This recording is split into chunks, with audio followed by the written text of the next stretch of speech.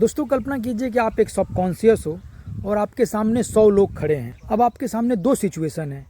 पहले सिचुएशन में आपका टास्क ये है कि आपको ज़्यादा से ज़्यादा जितने ज़्यादा लोगों से हो सके आप उनसे दोस्ती करना है, और दूसरे सिचुएशन में आपका टास्क ये है कि जो सबसे बेस्ट आदमी है उसी से आपको दोस्ती करना है। तो जो पहला सिचुएशन है उसमें आपका टास्क बहुत ही सिंपल है और आपको सोचने की कुछ ज़रूरत ज़्यादा नहीं पड़ेगी।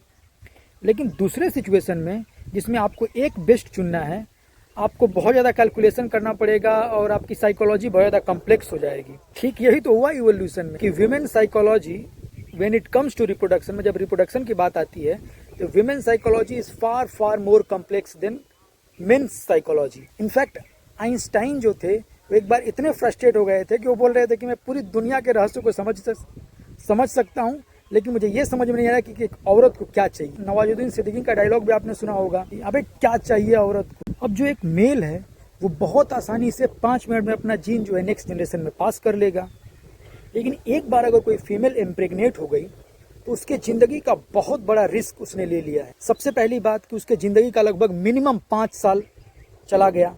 पहले इम्प्रेग्नेट होना है 9 महीने और उसके बाद से बच्चे को फीड करना है, और लगभग 5 साल, मिनिमम 5 साल ज़िंदगी का देना है एक फीमेल को अपने जीन को नेक्स्ट जनरेशन में पास करने के लिए। On top of that pregnancy एक बहुत बड़ा रिस्क है जिससे औरत खुद मर सकती है।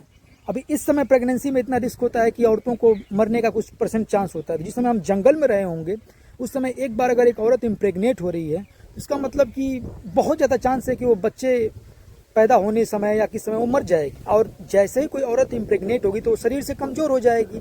कोई भी जंगली जानवर उसको आराम से दौड़ा के उसको मार के खा सकता है। तो एक वुमेन का सबकॉन्शियस ऐसे आदमी को चूज करेगा जो उसकी और उसके बच्चों की सुरक्षा करे जब वो इम्प्रेग्नेट हो या उसके बच्चे छोटे हों, और उसको प्रोवाइड करे, मतलब उसको सब कुछ खाना पीना है सब कुछ ला के दे। लेकिन अब बात यह है कि सेक्स होने से पहले जंगल में, अभी नहीं, जंगल में तो कोई भी मेल झूठ बोल देगा कि अरे मैं तुम्हारी सुरक्षा करूंगा, मैं तुम्हें प्रोवाइड करूंगा, क्योंकि भाई उसको तो 5 मिनट अपना इम्प्रेग्नेट करके वो भाग जाएगा।